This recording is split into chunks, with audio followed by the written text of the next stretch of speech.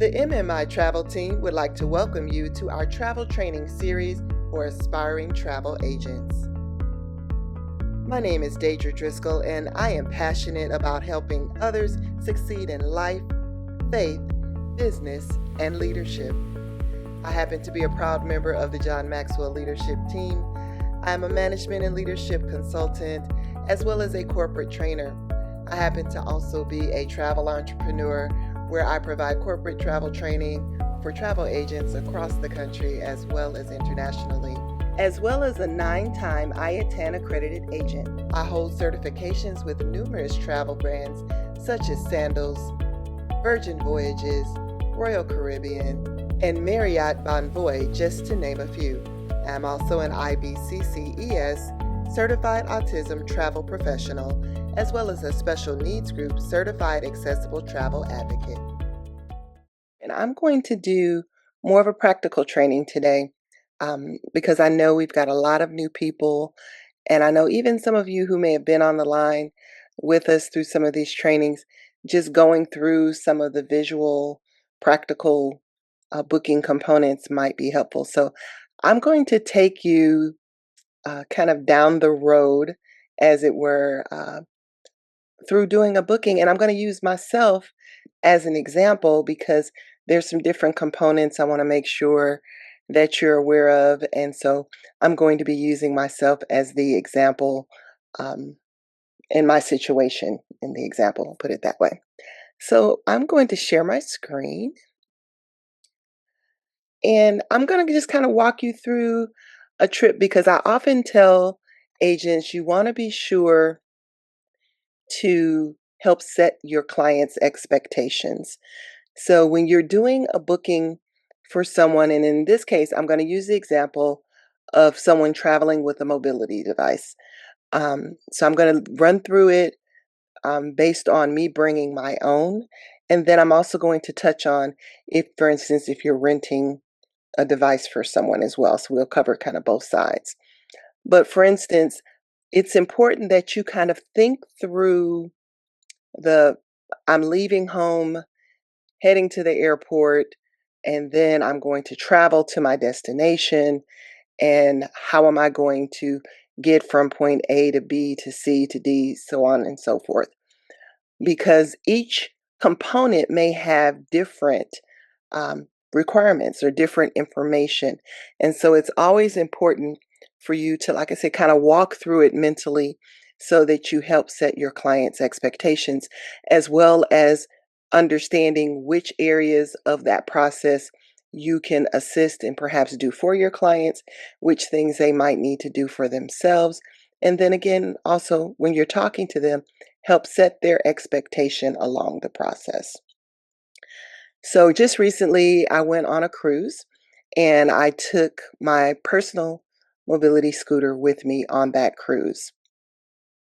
So I'm going to run through some things, and then at the end, I'll do question and answer at the end. So jot down any questions you might have, or feel free to put them in the chat box. And then, like I said, I'll come back to them after I kind of walk through the process. So first, you're going to start with the airline, and different airlines have different processes. For those of you that are in the Facebook group, there was a post just put in there about some things that American Airlines is doing, which is wonderful. I was really happy to see that because some of the challenges I've had at different points personally could have been alleviated if those things had been implemented by some of the other airlines. But let's start with the airline itself. It's important for you to go to the airline, go to their website and search. So I just searched scooter, and these are the links that came up. So here there is a page for wheelchairs, scooters, and assistive devices. When you click on it, it's going to give you information about what you need and different things, because for one, you can, if you don't have your own device, you can request a wheelchair in the airport, and they'll take you from the the ticket area of the airport through TSA and to the gate. They will also assist with taking you up to the plane, and if need be, have an aisle chair available to take you onto the plane if that's needed. Now, in the case of you bringing your own mobility device, usually you're going to go through a process with stopping at the ticket counter to get it tagged, taking it through the TSA process. So we'll start with that because at that before you get to the airport stage, it's always important to have it noted inside of the reservation that they need a wheelchair or will be bringing a wheelchair, because you want that in ahead of them checking in so it can already be pre-coded on their boarding pass. So again, you're having the conversation with your client. You know that they're either going to need a wheelchair or be bringing one or bringing a rollator or whatever the case may be. You want to make sure that that is noted in their actual reservation once the ticket is booked. And so when you're going through that booking process, there's an option with all of the air carriers for you to add in those special accommodations. But in addition to that, many of them have forms that need to be filled out or questions they're going to ask your client once they get to the counter. So you want to make sure that they're prepared. So here, for instance, this again is Delta's website. They've got here where you can request service. If you're bringing your personal scooter or assistive device, understanding travel with a mobility device, and frequently asked questions. So you can click there and it'll take you through and give you information about the different options that are available and little descriptions of them where you can request that. If you're bringing your personal wheelchair, it's going to tell you that you need to know the measurements to make sure that it's going to fit. So you want to go through and put things in. So that's important if they own their own, that they go back to either their owner's manual or wherever they bought it from. For me, because I now travel with one, I took a picture of that information and I saved it on my phone so that whenever I travel, I can easily access it. But after a while, if they begin traveling a lot, they'll know. So, like, I know all the particulars of mine almost by heart now because I've used it so much. But you want to make sure that you start with these kind of things, that they need to know the measurements, they need to know the weight of the chair, they need to know what type of battery it has. So then there's also going to be the thing here where it's going to ask those additional questions. So there is a mobility device handling form that needs to be completed, and it's going to help the agent know how to put it in the system once you get there. So in preparation, it might be something that you want to, you know, assist your client with completing, or it's a PDF form. So here they're going to fill out their basic information at the top. They're also going to need to know what kind of battery their chair has, because if it has what's referred to as a wet cell or lithium battery, those have to be taken out.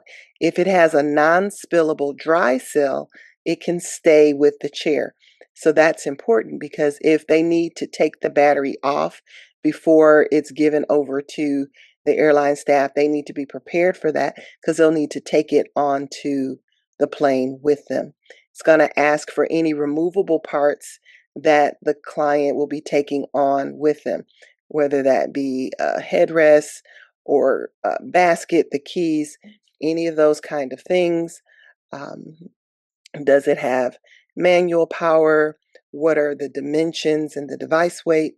And then here, there's going to be some different pictures and give them an opportunity to give any special instructions, like does it fold down? Like for mine, the handlebars here fold down, the seat folds down, things like that. So if there's any special instructions that the staff need to know about the chair, there's a space for them to indicate that and note it on the form, and then bring that form with them when they go up to the ticket counter. Because again, that is going to be taken care of for them, entered into their record, and will assist them with knowing how to handle the device. So likewise, you're going to find the other airlines have similar kinds of situations. Southwest, if you search scooter, it's going to come with assistive and other medical devices, manual wheelchairs and mobility aids. I'm bringing my own wheelchair or mobility aid, and it'll take them through again the same similar types of information. They happen to have an actual video that's a short video about bringing an assistive device. There's a form here, wheelchair mobility aid information form. So again, this same form, same type of information, just a little different formatting. But again, this would need to be completed and brought with them so that they have all of the particular information that's going to be asked when they get there. So ahead of time when you do the booking and they're not stressed, because sometimes being in the airport can cause anxiety for people. If you can do all of this with them or for them ahead of time so that they can have a smooth transition in the airport, believe me, your client will greatly appreciate it. Similarly, this is Spirit. They've got also, you can search, they've got a same kind of information. They have a form again that they want you to fill out.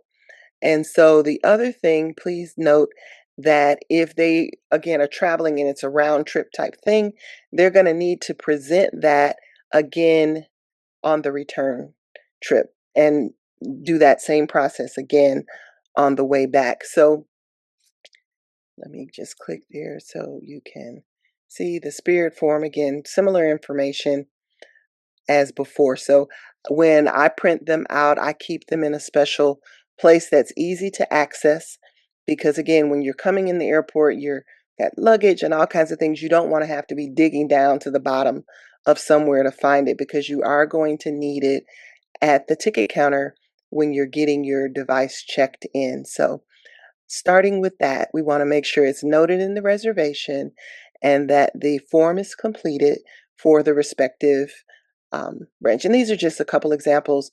Again, whatever airline they're flying will have similar process and policy. So you want to just search on that airline's website to find the form, or you can call their customer service department and let them know you need to speak regarding guest access or accessibility. Different brands call it different things, but if you let them know that that's why you're calling, they'll get you to the appropriate department if you need to speak with someone and they'll talk you through it. But the general information that all of them are going to want is the same. They're going to want the information specifically on the device. What brand is it? What are the dimensions? How much does it weigh? Is it battery operated? What type of battery does it have? How much does it weigh? And things like that. Because once your client gets up to the gate with the device, they're going to leave it plane side, and the airline staff is going to take it down and put it underneath the plane. And then they're going to bring it back up. So, the other thing you're going to want to discuss with your client and note is how they want the device handled. If they've got a connection in between, do they want it brought back to them to drive to their next gate themselves, or do they want a wheelchair assist on the connecting flight? You know, depending on the size of the airport, how familiar they may be with the airport, it may be easier for them to check the device to their final destination and just have a wheelchair assist on the connection. But again, these are things to discuss with the client because, again, you want to set their expectations. Now, some pros and cons of both options. I've had times where I traveled and I just checked it to my final destination. On the bigger airports and things like that, or if I'm unfamiliar with an airport the first time I'm traveling there, I may just request to have a wheelchair assist take me from my plane to my connecting gate so that I don't have to worry about trying to figure out how to navigate through the airport. Smaller airports are easy, but with some of the very big airports where they have tram situations and all of that, you may not want to be trying to navigate that by yourself. Now, one additional point about bringing your mobility device is then once it's been tagged, then you have to take it through TSA. If you have a wheelchair assist, you'll be asked to have a seat in special seating until someone is available and they will come and get you and then take you through TSA. Now, whether or not you have TSA pre-check or have just a standard boarding pass to go through the regular lines, they will take you to whatever is the appropriate area of TSA for you, and then you'll go through. They'll load your things onto the conveyor belt. They'll ask if you are physically able to walk through the screening point yourself. Um, I've had to drive my scooter through and park it for them to search it and then walk through. But I've also had people who were not able to, and then they do a manual pat down of them in the chair. So again, those are things just to help set your clients' expectations. Once you're through TSA, again, you can go right up to the gate. With most airlines, you will then have to see the gate agent as well. And the gate agent is going to look at whatever was completed by the person at the ticket counter, and then they will usually put an actual tag on the chair, similar to luggage tags that show the destinations um, of where not the vehicle, but where the wheelchair is to go as far as destinations. They usually will also reconfirm whether or not you want it brought up to you if there's a connection involved and things of that nature. Then, when it's time, they will call for the pre-boarding guests, and your pre-boards get to go on ahead of the general boarding just to allow extra time for you to get onto the plane and to your seat.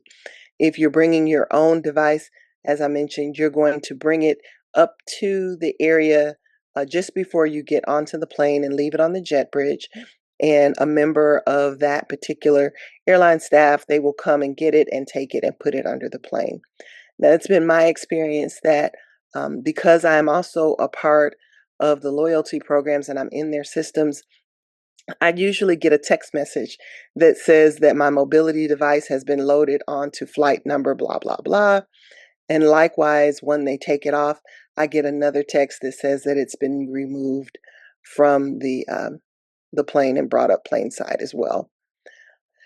In helping to set your clients' expectations, you want them to be patient and realize too, if they're waiting for a wheelchair assist on a connection, or if they're waiting on their own device to be brought back, to allow a little time. So depending upon where they're seated on the plane, they may want to remain in their seat and give a little time, or if they make it up to the door, it may or may not have been brought up yet, and so they would need to just be prepared that they may have to wait in the jet bridge. Some some crews will allow you to sit up in the front of the plane and wait for it to arrive. It just varies brand to brand. So you want to just set your clients' expectations regarding those kinds of things. So that's kind of like navigating the front end of getting your device through the airport and being able to, again, retrieve it at the end.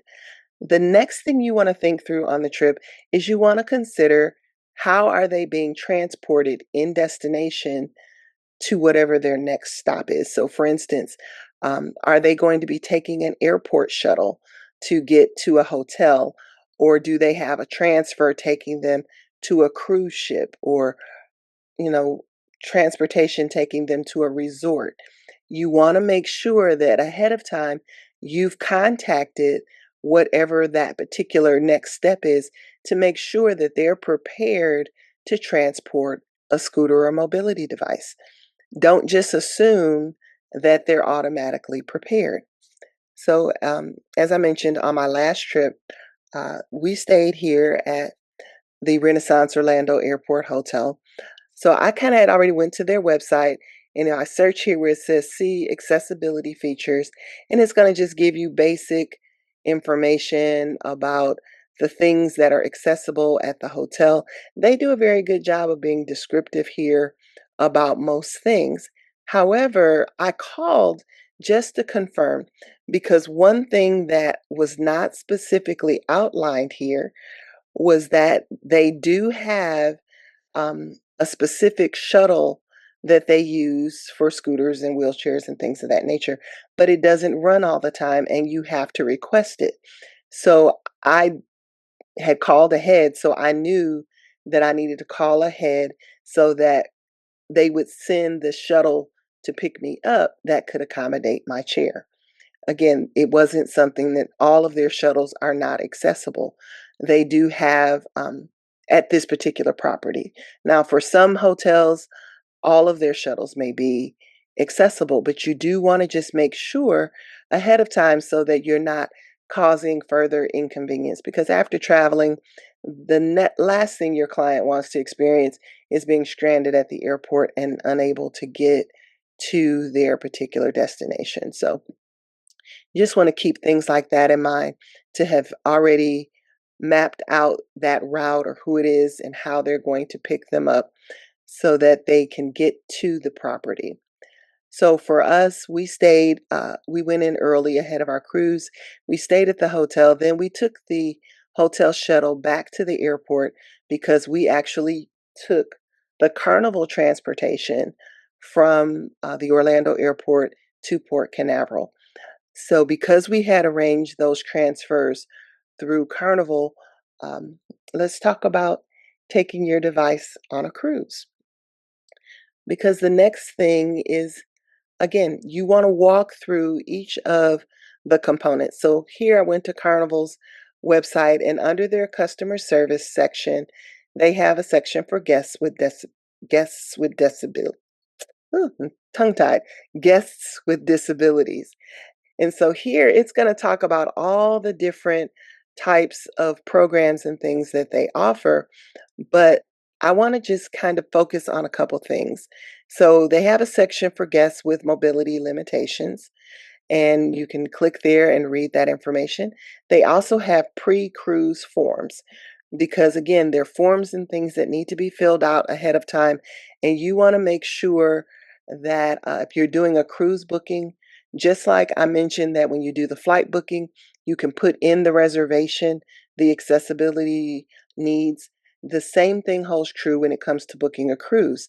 There is a section for you to indicate in the booking itself if the client has any special needs. But here, let's start with guests with mobility limitations. For the cruise, because you don't want to discover once they're already on the cruise that you didn't ask enough questions. When I mentioned up front about the scooters and knowing the dimensions of the scooter, when it comes to the staterooms, and this also applies when it comes to hotel rooms as well, you want to make sure that you know the dimensions of the device so you can be sure that it can fit through the door. Now, when you're talking with your client, depending upon the level of care and need that your clients may have, you want to know whether or not they need a fully accessible cabin or room, or if they can be in a standard room. Depending on the size uh, of the chair, many of them will fit through standard doorways, but again, that varies. So it's important that you know the size of the scooter and the dimensions so that when you're talking with the property or the cruise line, you can confirm ahead of time that it will in fact fit in the standard room, or make sure that you've booked them in the appropriate accessible room or cabin. So as you're going down here, again, it gives the description of a fully accessible cabin, single side approach, fully accessible cabin, ambul- ambulatory accessible cabin versus a standard cabin. So I encourage you to go through and read these things ahead of a booking so that you're already comfortable talking about it with a client. So a standard stateroom on Carnival has a doorway measurement of 22 inches wide. So you want to make sure that their scooter is less than 22 inches. So for some scooters that have the arms and things like that, with all of those things on, it makes it wider than the doorway. And so you need to have those kind of discussions that if the chair is wider than the doorway, that they may need to get a accessible cabin. And those are in limited quantity on any of the ships. So you want to book those accessible cabins as soon as possible to just ensure that your client has access to one if they actually need one. Now, for some of the smaller mobility scooters, the armrests are removable. So for my personal scooter, I took the arms off and I don't take them because I know that my scooter will fit through the door with the arms off. If I bring them, I have to keep taking them off every night when I get ready to bring my scooter in. So I just made the executive decision to take this armrest off of my scooter and I just leave them at home when I travel with it. But again, these are things that while you're talking with your client, helping to set their expectations, that you have those discussions with them. Because once they get on the cruise ship, they can't just leave it in the hallway. Now, if they were just running in to change clothes, they will allow it to sit outside the door for a few moments, but they can't just leave it there throughout the entire cruise. They do need to be able to fit it inside of the cabin. With that point, if you're renting a scooter, and we're going to look at that in just a second, but the same thing applies. If you're renting a scooter, you want to note the dimensions of the scooter that's being rented so that you can apply these same principles. Likewise, with, like, for instance, I've rented a scooter before I got my own personal one from the special needs group, and I had to take the armrest off of that particular scooter to fit it in a standard cabin. When it comes to booking standard cabins, also realize that all of them are not created equal. On my most recent cruise, we had a cabin where the layout was switched.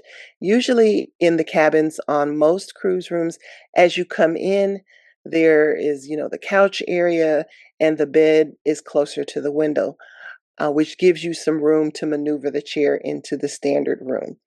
This last cruise, we had a room where the bed was up front and the couch and things were out by the balcony window. So in that reverse configuration, we had some special maneuvering that we had to do with the chair because we did have a standard cabin. But just be mindful of those things because um, again, you want to be able to maneuver it. You want your clients to be able to maneuver it. It's going to be good to talk to them about practicing how to get it into the cabin. That's a thing that I've been debating about that on my next cruise. I may do a video about that because it took a little learning curve to figure out how to get it in. I'm a pro at it now and I can whip it in and out really easily. But at first, trying to back up the chair into the doorway and get it lined up just right was challenging for me. But learning how to take the brake off and line it up and whip it and just pull it in as opposed to trying to drive it in and things like that are little tidbits that you can share with your client just to make it easier for them when they're traveling with the mobility device. But again, so these type of guidelines, I encourage you to read through them and understand what they are. So as you can see, they have information here about the assistance. Like if your client just needs assistance on and off the ship at embarkation and debarkation, Carnival has a wheelchair assistance similar to what's available at the airport where someone can help them get on and off. But again, there is a form that needs to be completed. So whether you're traveling with your own device, there's a mobility device form, or if you're just requesting wheelchair assistance, there's a wheelchair assistance form. Also on cruises, you want to keep in mind what the itinerary is, whether or not, if they brought their own device, will they be able to get off in port, or if it's a tender port, finding out whether or not it's a tender port that has water shuttles that can transport guests that are in a wheelchair because the majority of your bigger ports will have that, but it's not guaranteed that every port does, so it's good to ask ahead of time when you're talking to the representatives there with the cruise brand about the particular methods that your client will use. On a standard port, they'll just drive off and drive down the little ramp and be on their way. Uh, s- Keep in mind that most cruise ports, from the ship to the actual entrance into the port, is a pretty long walk. So if you have people with mobility challenges, you want to also pay attention and make them aware that in many of those ports, they will have a little kind of taxi-ish service. At some of the ports, they'll have the guys on the little rickshaw things where they're pedaling that can take people. Some they'll have the kind of glorified golf carts and things like that to assist people with mobility challenges who may not have devices that need help to get from the ship to the actual port. But if they're bringing their own mobility device, again, they can make their way off the gangway and head on into port. If they're booking excursions and things like that, you want to also keep in mind whether or not that excursion vendor can accommodate whatever their special needs. And again, this may be a matter of making phone calls and just confirming, reading the descriptions of the excursions, because some will have activity level or tell you what's needed. Now, if they're doing a tour, many of the import vendors will allow you to leave and park the scooter at their booth if you're getting into their vans and doing a city tour. And then you lock it, take the key with you, and then when you come back, you can get right back on it and go from there. But again, these are all little tips to help set the expectations and prepare your clients for what's going on. So I've left my scooter there, and there's usually always someone manned there. They don't, of course, guarantee safety or those kind of things, but again, you park it there, take the key with you, not leaving anything valuable in the basket and things of that nature, and go on the tour, and then come back and resume uh, your exploration in the port or what have you. So, those are things to take into consideration. um, some places that have beaches and things like that may also have the uh, types of wheelchairs that have the big rubber wheels that can go down on the beach. So, like for instance, at Celebration Key, they have some of those kind of chairs that are available. And again, you just want to make sure that you're paying attention to each step of the process. Like, what will my client's experience be? When I went to Celebration Key, I took my scooter up to Mingo's, which is a restaurant bar kind of thing. I parked it kind of up at the back, and then I walked across the sand on the table, and we sat by the water, by the pool, and things like that. So it was accessible for me. But again, it's a matter of helping to set the expectations of your clients so that they're prepared. For people who walk and have canes, you want them to have a good understanding of the level and amount of walking that's involved. So, like Celebration Key, they have the transportation trolleys and shuttles that go around the island of Celebration Key. So on a map, it may look like it's not that far, but once you start walking, it might be a lot farther than you considered. So always encourage them that if the transportation is available, to take advantage of it and save their energy for having fun. So again, as you look at this here, it's going to say these are ports that require water shuttles. So they do a good job of letting you know all of the particular ports that have water shuttles. So you can look on there and note it against your client's itinerary to know which ones that may apply to. And here, their guest access team has a direct phone number that you can call and ask any questions. And they're really helpful and they respond pretty quickly. Now, we mentioned, for instance, for us as travel agents, you might be wanting to rent or sell rental equipment to your clients. So if you're going to, this is the Special Needs at Sea website, they have a special form that you're going to go through and go through a booking. What products, who is the equipment for? Is it for yourself? Is it for someone else?